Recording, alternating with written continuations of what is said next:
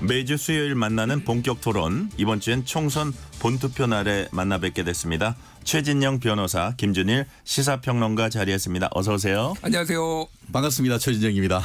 자, 22대 국회의원 총선과 D-Day 중요한 날인 만큼 두 분과 2부, 3부 터서 얘기 나눠보겠습니다. 우선 2부에서는 좀 가볍게 선거 관련 궁금증부터 네. 역대 기록까지 좀 살펴볼게요. 좋습니다. 저희가 모시는 분들마다 하는 첫 번째 질문. 사전투표 하셨습니까? 당근이죠.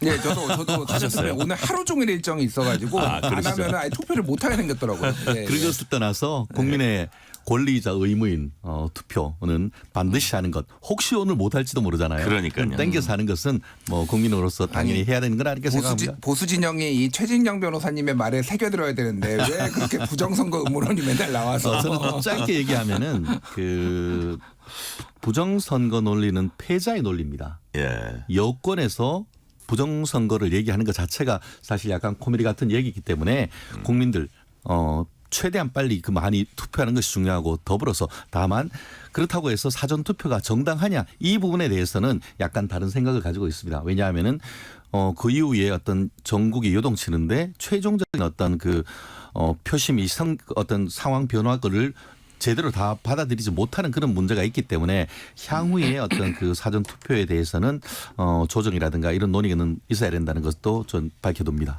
사전투표가 그렇다면 최종 투표율 어느 정도 될까요? 저는 다른 방송에서도 이거 뭐 여러 번 얘기를 했는데요. 저는 68% 정도 얘기를 했거든요. 네. 먼저 좀 재밌는 경향성이 하나가 있는데 지난번에 이제 우리가 31.3%를 찍었는데 예. 최근에 4번의 선거 중에서 가장 최근이었던 2022년 지방선거 예. 요거를 빼놓고는 그러니까 사전선거하고 최종 투표율이 있지 우리가 본 투표율을 계산은 하진 않잖아요. 네네. 근데 최종에서 사전을 빼면은 본 투표율이 나오잖아요. 그렇죠. 그렇죠. 예. 예.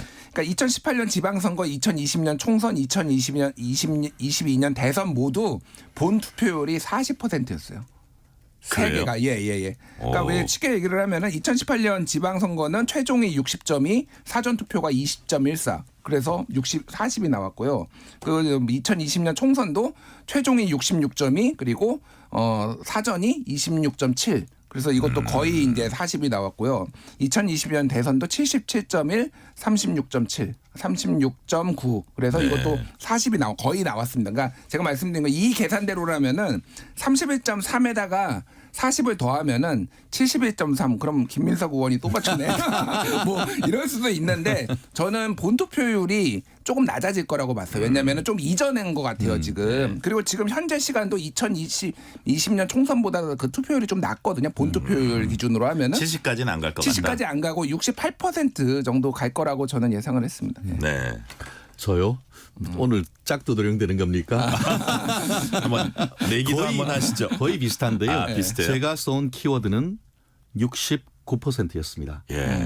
저 또한 70%를 넘기기는 사실 쉽지가 않다. 실제로 지금 사전 투표를 하는 그러니까 투표율이 높아진 것은 많이들 얘기하듯이 보수 진보의 진영이 결집되는 효과도 있었지만 예. 결국 사전 투표가 지속적으로 되면서 이거 되게 편하더라.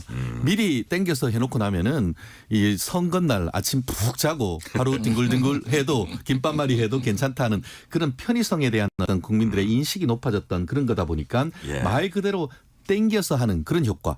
땡겨서 하면 결국 나중에 안 가도 되는 거잖아요. 그런 예, 효과가 서로 상쇄가 된다는 점에서 나름대로 그 진영의 결집이란 효과란 측면에서는 종전의 총선보다는 높아지겠지만 그럼에도 불구하고 이것이 뭐 대선에 가깝게 막 70%를 뚫어버리는 이 정도는 쉽지 않다. 다만 그럼에도 불구하고 지금 이른바 제2의 대선 뭐 이런 취지로 해서 예. 이 이념 투표 성향이 더 강해진다라고 한다고 하면은 뭐 예외적으로 70%는 넘을 가능성도 완전히 배제할 수는 없지만 그럴 가능성은 그리 높지 않다라고 예측해 봅니다. 자, 이번 질문은 가장 중요한 질문입니다. 아이고. 의석수 전망. 자, 해주시죠. 제 기록으로 남겨놓을 거예요. 큰일이다. 주여. 제가 먼저 얘기할까요? 먼저 하시죠. 오케이. 예. 매를 먼저 맞으세요. 그렇죠. 네. 뭐 저의 개인적인 예. 바람도 일부 들어갔다라는 것을 뭐 감안하시고 예. 범여권 145석, 범야권 155석 정도로 저는 예측을 합니다. 그리고 이것은 그 비례대표까지 포함된 것이기 때문에 예. 최근에 어떤 그 야당에 대한 심판론, 야당 어떤에 대한 오만함 이런 부분에 대한 심판이 중도층, 수도권층의 바람이 살짝 불고 있기 때문에 그런 점을 감안한다고 하면은 예. 지금 국민의힘 쪽이 수도권에서 상당히 선전할 가능성, 신승할 가능성이 있고 예. 그렇게 될 경우에는 경우에 따라서는 지역구를와 그 국민의 미래 두 개를 합쳤을 때에 예. 제1당이 될 가능성 저는 점쳐 보는데요. 다만 그럼에도 불구하고 전체적인 어떤 그 의석 수에 있어서는 범야권이라고 할 수 있는 뭐 더불어민주당, 더불어민주연합 그리고 또 조국신당 이런 부분을 다 합친다고 하면은 전체 의석 수에서는 범야권이 조금 더 많은 정도의 어떤 예측을 해보는데요. 정말 최 변호사님은 어쨌든 일당이 지금 저기 국민의힘이 된다고 될 보시는 가능성이 거예요? 아직은 있다. 그러니까 과반이까지는 현실적으로 저는 어렵다고 보고 다만 탈탈 그 보수를 탈탈 다 합친다고 하면은 일당 가능성은 여전히 있지 않을까 하는 저의 바람과 함께 나름대로의 과학적 분석을 한번 해봤습니다. 어떻습니까? 과학적입니까? 어떤 과학인지 제가 다 이해가 안 되고요. 일단은 제가 어제 밤에 제 이제 개인 페이스북 SNS에 요 예. 총선 의석수 전망을 올렸어요. 올렸는데 아, 예. 숫자만 올린 게 아니라 지역별로 다 분석을 해서 그러니까 제가 254개 지역구를 다 보고 이제 여론조사를 보고 예. 이제 특히 이제 여론조사가 아예 안 된 지역은 그 전에 이긴 후보가 이긴다고 그러니까 이긴 정당이 이긴다고 보는 게 맞아요. 그러니까 그 정도로 관심이 은평 갑은 여론조사가 하나도 없습니다. 그리고 강남 갑도 없어요. 예. 없는 이유는 하나만 하니까 없는 거예요. 그러니까 그런 거를 감안을 해가지고 계산을 했는데 제가 국민의힘의 그 지역구 같은 경우에는 최소 66곳에서 최대 88곳 정도는 저는 계산을 했습니다. 예, 지역별로 뭐 다 말씀을 드리기엔 너무 기니까 뭐 이를테면 서울은 7곳에서 11곳, 뭐 경기는 2곳에서 6곳, 인천에는 1곳에서 3곳, 이를테면 충청도는 7곳에서 9곳, 강원도는 5곳에서 6곳, TK는 25개 중에 최교만 빼놓고 24개, 그 PK는 40개 중에 29곳까지 최대 이제 가져간다 뭐 이렇게 이제 계산을 했어요. 하여간 예, 그래서 예, 예. 이거를 이제 국민의 미래 15석에서 17석 레인지로 보거든요. 그럼 최소 얼마에서 최대 그러면은 얼마입니까? 최소 81석에서 최대 105석 정도 저는 계산을 했고요. 제가 다른 방송에서 이제 딱 하나를 찍으라고 한다라면 딱 국민의힘 의석수를 찍으라고 하면은 저는 97석을 얘기를 했습니다. 그래서 더불어민주당이 다 합쳐서 비례까지 합쳐서 182석, 예. 그리고 국민의힘 97석, 조국혁신당 13석, 그리고 새로운 미래가 2석인데 지역구 하나 비례 하나, 예. 개혁신당이 2석 비례 2개, 그리고 녹색정의당 비례 1석, 그리고 진보당은 지역구 2석, 울산 네. 하나, 부산 하나, 그리고 무소속 1석, 그래서 300석 이렇게 저는 예상을 했어요. 네. 요 분석에 의하면 그야말로 개헌선이 확보가 되는 거네요. 그러니까 플러스 마이너스 5 정도 저는 봅니다. 여기에서 얘기를 말씀드린 예, 거예요. 플러스 예. 마이너스 예. 5인데 그러니까 개헌선이 뚫릴 가능성을 배제할 수 없다. 그러니까 한동훈 위원장이 말하는 게 진짜 엄살일까? 그리고 이제 얼마 전에 권성동 의원, 윤상현 의원 그리고 나경원 의원이 사선 중진들이 모여서 네. 그 급한 지역구를 팽개치고 지금 국회에 와서 기자회견을 해서 막아달라고 하는 게 정말 엄살일까? 그러니까 판세를 보면은 정말 안 좋아. 2020년 그 미래통합당 때보다 더 안 좋습니다. 지금. 예, 예. 그러니까 어쨌든 지금 우리 김준일 시사평론가의 분석에 의하면 개헌선이 뚫릴 가능성이 상당히 있다. 언저리에 있어요. 그 언저리에 있다. 예, 예. 그러니까 뚫리지 않더라도 겨우 뚫리지 않고 예. 뚫리더라도 진짜 뚫릴 수도 있고 뭐 그 사이에 있다 그런 말씀이시네요. 저는 뭐 국민들의 균형 감각을 믿습니다. 자, 그렇다면 뭐 초박빙 지역들이 어떻게 결과가 나냐가 아마 그 결과를 그 뭐 세 자릿수가 되느냐 그 이상이 되느냐 뭐 이런 것들을 아마 결정할 것 같은데 이곳만은 꼭 이겨야 된다 이런 데가 있을 것 같아요. 연하. 각 정당이요. 예.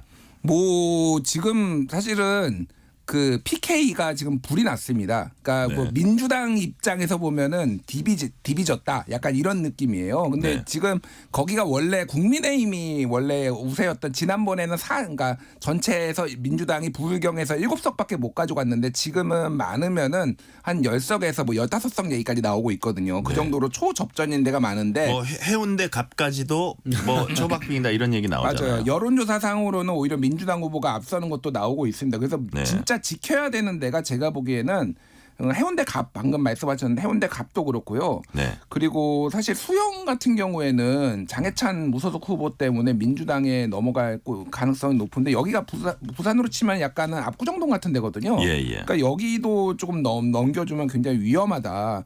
그리고 거제 같은 경우에도 지금 민주당이 가져갈 가능성이 있다라고 하는데 여기도 뭐 노동자들이 많기는 하지만 보수 정당이 좀 옛날에 셌던 데인데 이런 네. 데가 지금 굉장히 위험한 것 같아요. 예, 그리고 수도권 같은 경우에는 동작을입니다. 다른 데보다 용산 같은 경우에는 여론조사를 보면은 조금 권영세 후보가 조금 밀려요. 예, 밀리는 경향성이 있어요. 그래서 예. 저는 민주당이 이길 가능성이 더 높다고 보는데 동작을은 정말로 한 치 앞을 할 수가 없습니다. 만약 동작을까지 만약에 뺏기면은 지난번 미래통합당이 8석 가져갔거든요. 서울에서 예. 49석에서 예. 그거보다 더 적어질 수도 있다. 예. 그 정도로 좀 동작을이 굉장히 중요해진 것 같습니다. 자, 그렇다면 이제 막판에 그동안 어떤 마음의 결정을 미뤘던 20, 30대 MZ 세대의 그 향배도 중요할 것 같아요. 어떻게 보세요? MZ 세대 사실 MZ 세대는 종전 네. 그러니까 MZ 세대 할 때 M 세대 Z가 있는데 그게 2030뿐만 아니고 이제 18세, 19세까지도 지금 포함을 해야 될 것 같은데요. 최근에 있어서의 어떤 2030 세대는 조국 혁신당에 대한 지지세를 봤을 때의 2030 그리고 그 18세, 19세까지의 어떤 흐름을 충분히 읽을 수 있지 않을까 싶은데요. 예. 물론 최근에 있어서 조국 혁신당에 대한 2030 MZ 세대의 지지율이 조금 더 높아졌다라고 하지만 최초에 나왔을 때는 상징적으로 빵점 0%가 나왔던 여론조사가 있을 정도로 공정과 상식에 대한 어떤 열망이 상당히 높은 것 같습니다. 그렇다는 점에서 종전에는 2030 세대가 상당 부분 진보적인 투표 성향을 보였다라고 한다고 하면은 최근의 흐름을 봤을 때는 그것보다도 오히려 좀 더 보수적인 성향이 드러나고 있는 그런 상황이다 보니까 결국 이 부분이 막판에 어떤 그 총선의 변수로 작용하고 있다는 것이 우리 전문가들의 그 공통적인 견해 아니겠습니까? 네. 근데 제가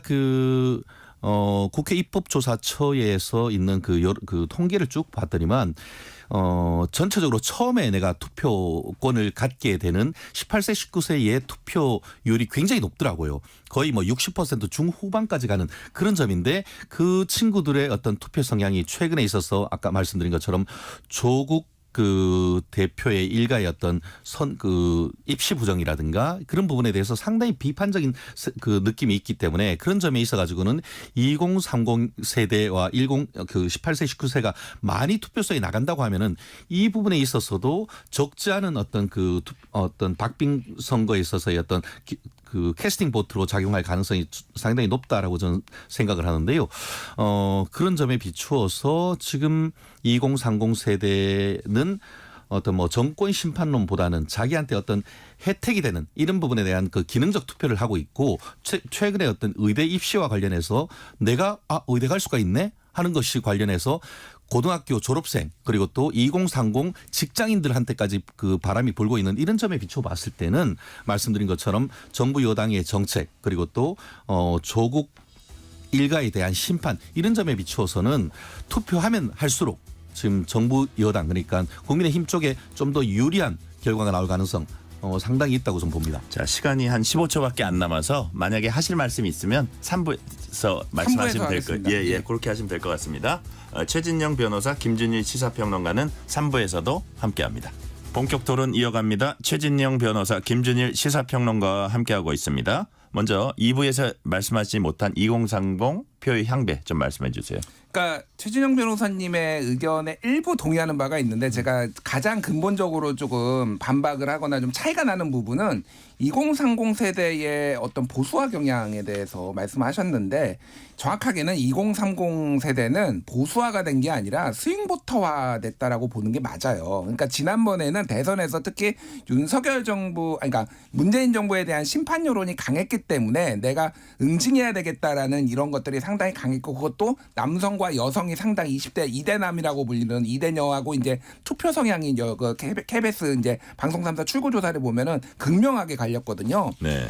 그런데 그러면은 지금 2030을 지배하는 주된 정서가 무엇이냐라고 본다라면은 쉽게 얘기를 하면 이런 겁니다. 이제 뭐 여론조사 KBS가 한 거 이제 KBS가 의뢰해서 한국리서치가 지난 3월 30일부터 4월 2일까지 전국 18세 이상 5천 명 대상으로 이제 무선 전화 면접 조사한 거에서 총선 인식을 물어보거든요. 총선 인식을 물어보는데 쉽게 얘기하면 정권 견제 그러니까 야당을 지지하겠다가 52 그리고 정권 지원 그게 여당을 지지하겠다가 40이었어요. 52대 40으로 요거가 나왔단 말입니다.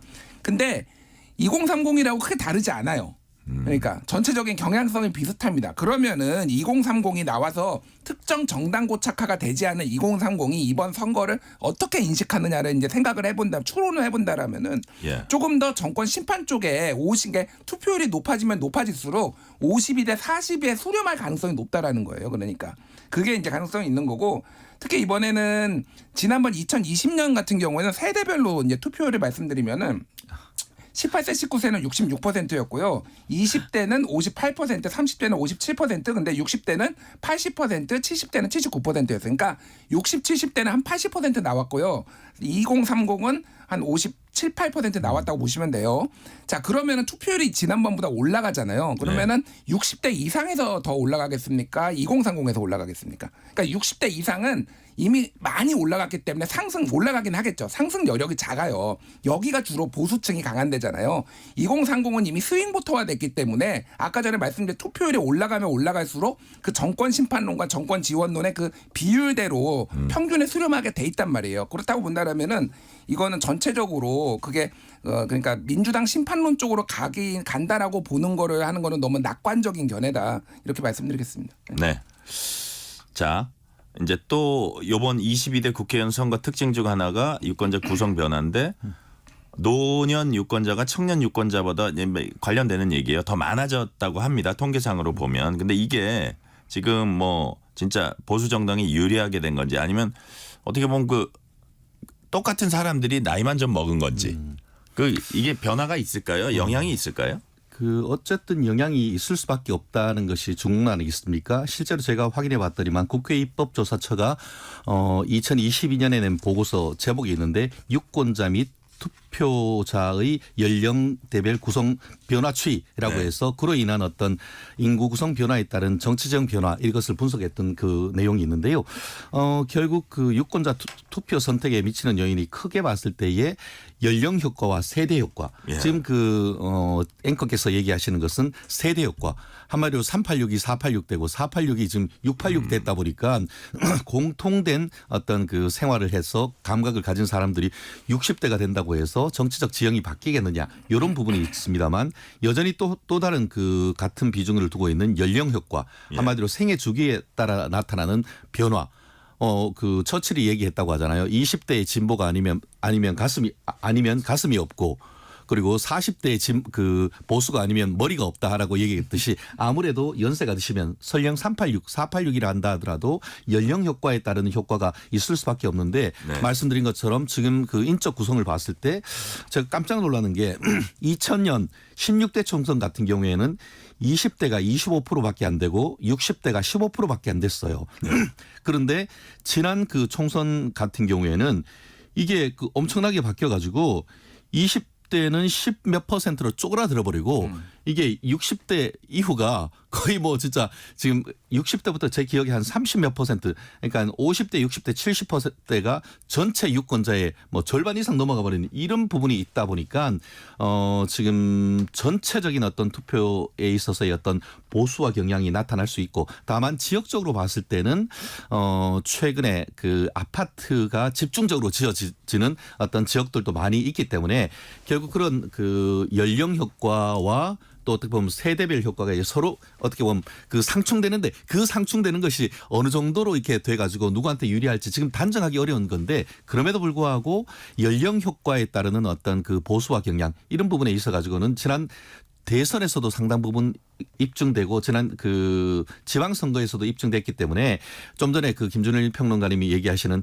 압도적인 어떤 국민들의 어떤 민주당 지지 이런 것은 있기 어렵다라고 저는 예측을 하는 것은 바로 그러한 연령 효과에 따르는 효과를 저는 좀 강조하기 때문입니다. 그러니까 뭐 맞는 동의가 되는 부분도 있고요. 일단은 그 이제 세대별 이번에 이제 유권자 구성을 말씀드리면은 18, 네. 19세까지 더해가 여기가 2%인데 20대가 15.8, 30대가 14.8, 40대가 17.8, 50대가 19.7, 60대가 17.4, 70세 이상이 14.5. 그래서 50대 이상부터 50, 60, 70세 이상은 다 더하면은 51.6%예요. 네. 그러니까 여기가 대한민국이 굉장히 늙어. 왜냐하면은 대한민국 중위값이 연령 중위값이 44세가 넘었어요. 그러니까 1970년에는 아니 1990년에는 28세였거든요. 대한민국 중위값이. 예. 근데 지금 44세가 됐으니까 얼마나 이게 늙었는지. 그러니까 요즘 40대들이 아직도 자기가 젊은 줄 알고 착각하는 이유가 이제 거기에 있는 거죠. 그러니까. 저도 제가 젊은 줄 아는데요. 젊으셔요. 근데 이제 그 최진정 변호사님이 정확하게 말씀하셨는데 이게 연령 효과가 있고 이제 코호트 효과, 세대 효과라는 게 있어요. 예를 들면은 진보 대학생이라는 일종의 약간의 조롱 섞인 게 있어요. 뭐냐면은 이제 40대와 50대 초반, 지금은 70년대생들을 이제 가리키는 건데, 이들은 아직도 지들이 젊은 줄 알고 지들이 왜 맨날 대학생 때처럼 막 열정적으로 막 민주당 지지하고 이거를 조금 비하하는 약간 표현인데, 왜 그러냐면은 그때 이들이 처음 경험했던 것들이 굉장히 이를테면 전교조가 처음 와가지고 교육을 받은 것부터 해가지고 뭐 효순이 미선이 사건, 이를테면 노무현 대통령 뭐 탄핵해가지고 처음에 어떤 정당에 내가 투표를 하느냐가 굉장히 그 이후에도 정당 고착화에 영향을 끼친단 말이에요. 그러니까 쉽게 얘기를 하면은 지금 60대 초중반에는 80년대 학번 초중반이 들어갔어요. 조국 대표도 지금 60대고요. 이재명 대표도 60대예요. 제가 그래서 아까 질문 드릴 때 예.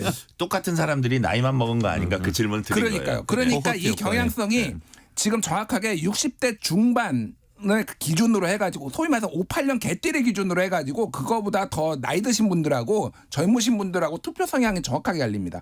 50대 같은 경우에도 지금 74년생 생일 지난 사람까지 이제 그거거든요. 50대거든요. 네네. 여기가 대한민국에서 70년부터 74년이 가장 진보적인 세대예요. 민주당 지지세가 제일 강한 데가 5년 단위로 끊으면은 여기입니다. 여기 70년부터. 그러니까 오히려 운동권 세대보다 86세대보다 더 여기가 진보세가 강해요. 그렇다고 본다면 50대도 상당히 옛날하게 통념하고 달라졌다라고 본다면은 이런 얘기가 있어요. 그래서 옛날에는 부장님을 기준으로 진보와 보수가 발렸다라는 거예요. 옛날에는 부장님부터는 보수, 그리고 그 밑에 이제 차장, 과장은 진보였는데 지금은 부장이 제일 진보고 사장님까지 가야 된다라는 거예요. 이제 보수를 찾으려면은. 그러니까 이게 확실히 이제 연령 효과보다 코호트 효과가 강하다 이렇게 보는 게 맞을 것 같습니다. 자, 그러면 지금 이제 연령 얘기를 했는데 이번에 뭐 역시 여성 남성에 따른 어떤 투표 성향, 이거는 젠더 이슈가 있을 때 조금 그게 드러날 것 같은데 이번에는 어떨 것 같습니까?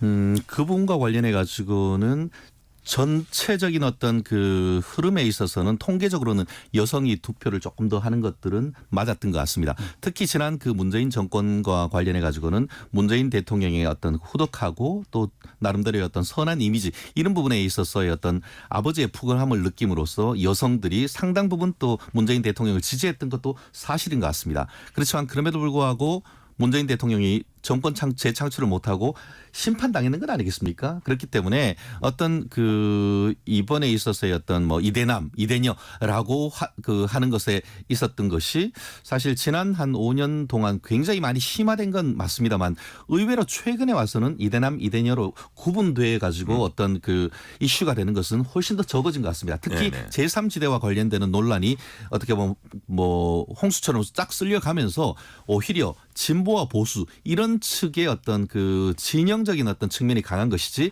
남녀 간의 어떤 갈등이 이번 총선에서는 크게 부각되지 않았다는 점에서 여성이 특별히 어떤 그 뭐 진보나 어떻게 보면 민주당에 대한 지지 이런 것보다는 오히려 어떤 본인의 정치적 성향 이런 부분에 따라서 가는 이런 그 남녀 간의 구분 효과보다는 전체적인 어떤 심판 내지는 오히려 야당 심판이냐 여당 심판이냐 이런 부분에 좀 더 공감하는 투표가 나올 가능성이 전 높지 않나 예측을 합니다. 이 부분은 어떻습니까? 예를 들어서 지금 크게 막판 변수가 뭐 막말이 있고 그다음에 이제 부동산 관련된 뭐 대치를 하는데 이슈가 있고 그다음에 의정 갈등이 있고 뭐 크게 그렇게 꼽는데 그 막말 부분이 특히 이대생 성상납 이런 게 약간 젠더적인 이슈로 발전할 가능성은 없습니까? 어떻게 보세요? 그러니까 뭐 완전히 뭐 없다고 보기는 힘들지만은 예. 크게 이슈가 되는 것 같지 않아요. 전체적으로 여론의 흐름을 봤을 때도 그렇고 특히 예. 김환란 이제 뭐 총장 같은 여사 같은 경우에는 지금 그 김준혁 이제 뭐 규탄도 했지만은 김환란은 친일파다라고 해서 이대생들이 또 나와가지고 그거와 관련해서 또 시위도 하고 그랬거든요.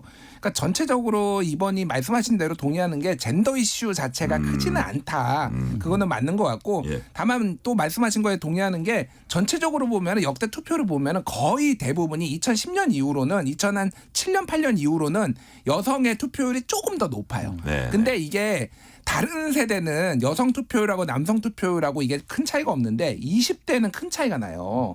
무슨 얘기냐면은 이번에 아까 전에 말씀드렸던 거 한국리서치 조사 6차 네. 조사에서 선생님께서는 투표를 할 생각입니까? 물어봤거든요. 반드시 투표할 것이다가 20대 남성이 55%, 20대 여성이 61%예요.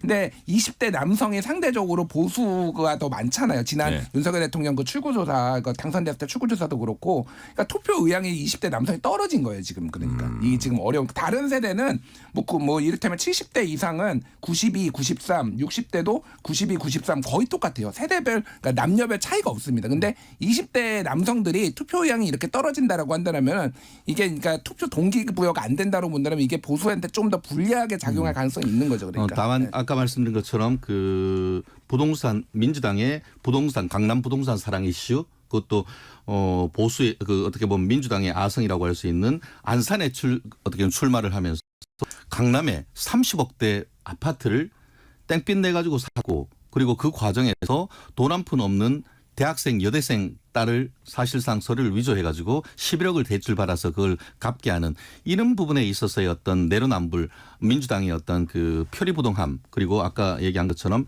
계속 어떻게 보면 그 수원정에 있는 그 김준혁 후보가 선거 관련되는 도저히 우리 방송에서 얘기할 수 없는 그런 얘기를 계속 했다는 점은 20대 30대 여성 들에게 상당한 소구력이 좀 분명히 있다고 봅니다. 민주당은 그 부분을 계속 축소시키고 그걸 어떻게 보면 뭐 친일파 프레임으로 희석시키려고 한다고 하지만 과연 그만큼 그걸로 해서 희석될까요? 오히려 아까 얘기한 것처럼 이대생들이 반박하고 나섰지만 그 반박이 오히려 가짜뉴스라는 그런 재반박이 있다는 이런 상황이라고 한다고 하면은 막판 수도권에 있어서의 어떤 박빙 선거에 충분한 영향을 미칠 수 있는 부분이기 때문에 저는 그런 부분에 있어서 수도권에서 국민의힘의 신승을 예측하는 부분이 바로 그 부분입니다. 자, 지금부터는 앞으로 선거 결과에 따라서 어떤 결과가 나타나나 시나리오별로 한번 볼게요. 지금과 비슷한 의석을 민주당이 얻었을 경우, 그러니까 과반을 좀 안정되게 확보했을 경우, 그렇지만 뭐 합해가지고 개헌저지선까지 안 갔을 때, 그럼 어떤 모습의 전국이 펼쳐지나요? 지금하고 똑같겠죠. 그렇죠. 뭐 의회를 주도를 하지만 완전히 누르지는 못하는. 계속 민주당이 뭔가를 이제 법을 만들어서 올리면은 대통령이 또 거부권 행사하고 지금 뭐 9번 거부권 행사했죠. 법안 개수로 9번이에요. 그래서 예, 예. 이게 이승만 대통령 빼고는 역대 최다입니다, 지금. 예. 그게 이제 그거 집권 2년 차에 이렇게 됐잖아요. 근데 앞으로도 계속 무한반복, 무한루프. 그래서 유시민 전 노무현 재단 이사장이 요 선거 초반에 그 얘기를 했어요.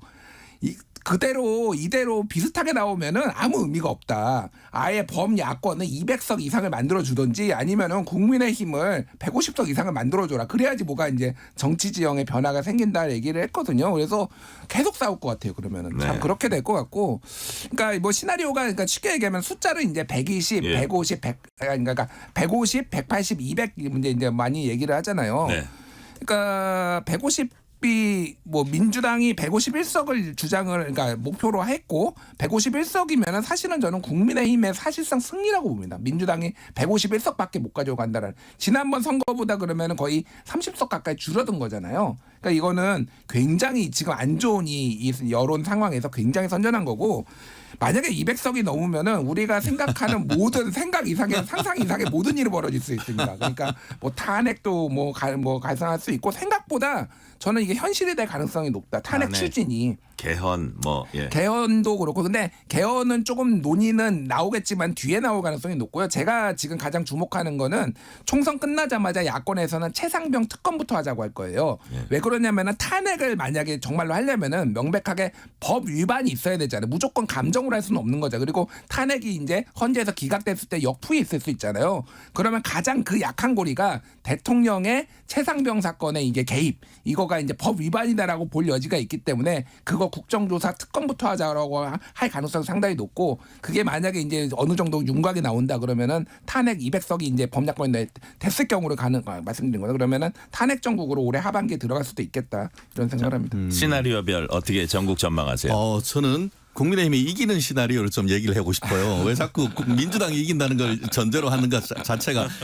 KBS의 공정성에 어긋난다라고 저는 생각을 하는데. 제 개인 생각입니다. 네, 그러니까 예. 국민의힘이 과반 내지는 어쨌든 그 일당이 될 경우를 한번 생각을 해본다고 하면은 예. 윤석열 정부가 국정의 운영에 탄력을 받겠죠. 사실 지난 2년 동안 헌법상 분명히 어떻게 보면 대통령제로 돼 있는데 사실상 이재명 대표가 180석을 기준으로 해서 사실상의 의원 내각제와 같이 운영을 해온 건 아니겠습니까? 대통령을 뽑아놨더니만 할 수 있는 게 하나도 없었잖아요. 그런데 이제 드디어 만약에 과반 내지는 일당이 된다고 하면은 지금 공약을 했던 것을 실천해 나갈 수 있는 그런 여지가 생기는 것이고 더불어서 또 한동훈이란 새로운 정치인이 대선 가도를 탄탄대로를 달릴 가능성이 커지지 않겠습니까?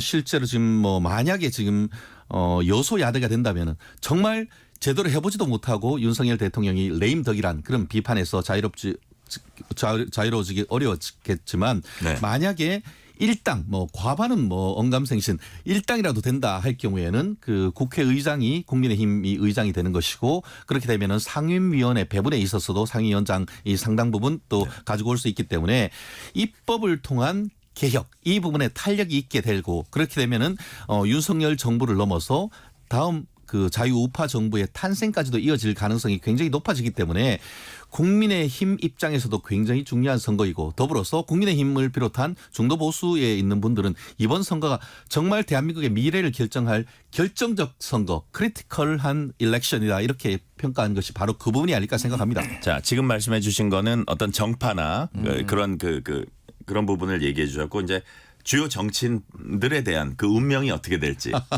이재명, 조국 그리고 한동훈.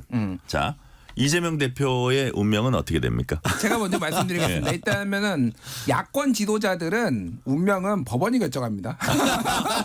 정치권이 결정하는 게 아니에요. 그렇지 않아요. 그렇지 않아요. 네, 투표가 결정하는 게 아니고요. 뭐 이제 승리할 가능성이 높다라는 걸 전제로 말씀드리면은 이제 어떻게 될지 모르는데 다만 이런 시나리오는 있어요. 그러니까 조국 대표가 언제 대법원 확정 판결이 나올지는 모르겠으나 예. 만에 하나 이제 탄핵이 가능할 경우에는 형 대법원 형 확정 전에 탄핵이 가능하면은 이게 이제 조기 대선 모드로 들어가고 형 자체가 미뤄질 가능성도 있어요. 그러니까 뭐 그러니까 그런 걸 바랄 거예요. 그 지지자들이나 이런 분들은 그러니까 굉장히 역동적인 상황이 이제 벌어질 거고 이재명 대표는 어쨌든 이재명 대표 본인이 지방선거 빼놓고 본인이 나왔거나 본인이 주도한 선거가 지금 다 졌거든요. 지방선거도 2020년 지방선거도 총괄선대본부장이었는데 본인은 이겼지 개항을 해서 보궐선거 이겼지만은 당은 참패했고 대선도 지고 그러니까 약간의 이재명에 대한 불신이 있었어요. 사실은 뭐 일부 있었습니다. 그러니까 이재명으로 이길 수 있게 해서 다음 대선 그럼 약간 선거로 한 번은 증명해야 된다. 증명을 이번에 이제 어느 정도 하게 됐다라고 보는 거죠. 그렇게 예. 유권자들은 이제 볼 거 가능성이 있고 한동훈 비대위원장 같은 경우에는 의석수 시나리오에 따라서 좀 다릅니다. 네네. 만에 하나 103석보다 2020년 103석보다 미치면은 한동훈 책임론을 벗어날 수가 없어요. 아무리 안 좋아도 그거보다는 더 그 나와야지라는. 마지노선 얼마를 보고 계시나요? 저는 103석이요. 103석. 103석 밑으로 만약에 간다라고 어쨌든 한다라면 뭐 기본적으로 세 자리네요. 그렇죠. 그죠? 그러니까 근데 네, 이제 이게 103석 밑은 이제 3석만 더 떨어지면 이제 두 자리가 되는 거니까 네, 사실은 네. 200석을 저지 못했다라는 거하고 비슷한 느낌인데 네, 어쨌든 네. 이거는 한동훈 비대위원장도 타격을 많이 받고 제 느낌으로는 뭐 전문가들도 얘기하는데 120석 정도면 그래도 진짜 졌지만은 젖잘싸.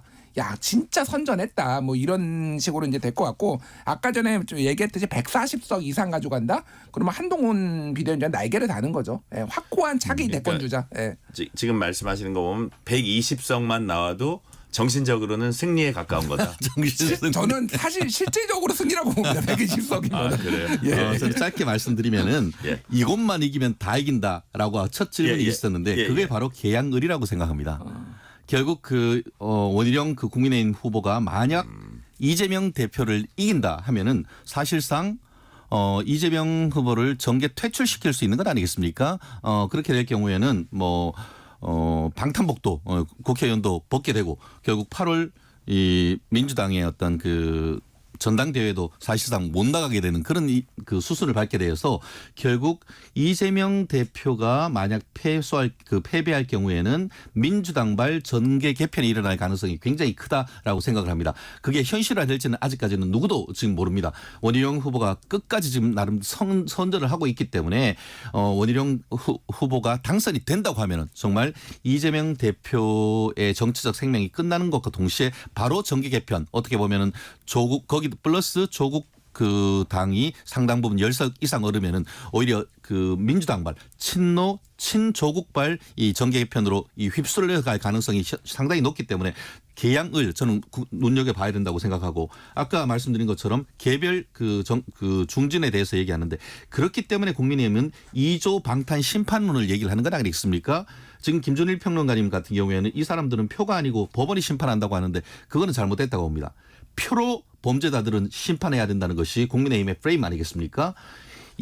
이재명 정말 12개가 넘는 범죄로 해서 지금 어제 같은 경우에도 재판에 나가고 선거를 못하는 이 사법 리스크 이런 것은 민주주의를 빙자해서 법치주의를 우롱하는 그런 상황에 대한 심판을 해야 되는 것이고 조국 내일이라도 대법원에서 판결 선고를 하면은 실형 선고 2년을 살아야 되기 때문에 있어야 될 곳이 여의도가 아니고 어떻게 보면 그 교도소로 가야 되는 이런 상황이라고 한다고 하면은 이런 부분에 있어서의 어떤 정상화 비정상화의 정상화로서 국민들이 표로서 먼저 사법부 이전에 심판을 해줘야 된다는 것이 국민의힘이 지금까지 얘기를 하는 것이고 저는 오늘 국민들이 2조 심판 해주실 거라고 저는 믿어 의심치 않습니다. 만약에 이제 과반 정도를 만약에 과반을 민주당이 확보하지 못한다면 조국 혁신당 조국 대표의 뭐라 그럴까요? 그 영향력이랄까 그게 훨씬 더 커질 것 같아요. 엄청 그죠? 커지죠. 그래서 왜냐하면은 캐스팅 보트를 쥐게 되니까 완벽한 캐스팅 보트를 쥐게 될 것 같아요. 그래서 만약에 그래서 이재명 대표가 그렇게 계속 단독 과반을 그거 한 것 같은데 두 사람이 어떤 대선 후보로서도 사법 리스크와는 조금 별개로 대선 후보로서도 경쟁하게 될 것 같아요. 대선 후보로 경쟁할 텐데 제가 아까 좀 말씀드렸지만은 최종적으로 두 사람 다 안 설 가능성도 있어요. 그걸 진짜 민주당은 알 수가 없습니다 지금. 그리고 예를 들면은 이광재 후보가 만약에 안철수 후보 이긴다 그러면은 굉장히 잠재력 있는 대선 후보로 떠오를 수도 있어요. 그러니까 왜냐하면은 생각보다 지금 사람이 많지가 않아요. 그래서 여러 가지 이제 변수들이 있다. 뭐 나경원 의원이 만약에 이긴다라고 한다라면은 여권 차기 당대표 후보로 떠오를 수 있습니다. 왜냐하면 수도권이 거의 전멸각이거든요. 지금 그렇다고 본다면 여러 가지 생존하는 정치인들의 어떤 잠재력, 포텐셜을 좀 봐야 될 것 같아요. 어떻게 보세요? 거의 일반적인 생각인 것 같습니다. 그렇기 때문에 국민의힘 같은 경우에는 나경원 전 원내대표 정말 필승을 위해서 어제 늦게까지도 열심히 하시는 걸 봤는데 여기는 신승이 아닌 낙승 거릴 거라 생각을 하고 그렇게 될 경우에는 민주당이 그렇게 지금 이재명 대표가 7번인가 동작을 갈 만큼 나경원 후보를 견제하고 있는데 그런 견제를 뚫고 나경원 후보가 당선된다 할 경우에는 차기 국민의힘의 새로운 대표로서의 어떤 우뚝 설 가능성 그렇게 된다고 하면은 아까 말씀드린 것처럼 국민의힘 같은 경우에는 나경원, 원희룡 또 오세훈 그리고 한동훈 이런 잠룡들이 굉장히 많은 반면에 민주당은 아까 얘기하신 것처럼 지금 대표적인 두 분이 사법 리스크에 온전히 노출돼 있고 사법 리스크도 지금 조국 후보는 당장 내일이라도 대법원의 판결이 나면은 이 국회의원 배지가 떨어지는 그런 부분이기 때문에 아마 민주당으로서는 이번 총선도 중요하지만 총선 이후의 리더십에 대해서 굉장히 고민이 큰 상황이 아닌가 생각을 합니다. 아, 그렇군요. 자, 이건 시간이 너무 안 남아가지고 한 15초씩만 네. 대답을 해주시면 그 녹색정의당이 원외정당들 그 위기에 처했어요. 네. 참 그 절박할 것 같아요. 거기도 국민들이 잘 안 보고 있지만 어떠십니까? 그럴 가능성 상당히 높고 한석 아니면 영석으로 보고 있는데 진보정당 이제 진보당을 포함해서 그쪽 재편이 일어날 것 같습니다. 네. 오히려 제3점 프레임이 되다 보니까 군소정당은 사실상 21대보다 더 적어지는 결과가 거의 불보듯 명확한 것이 아닌가 생각합니다. 네, 오늘 여기까지 듣겠습니다. 최진영 변호사, 김준일 시사평론가였습니다. 감사합니다. 고맙습니다. 감사합니다.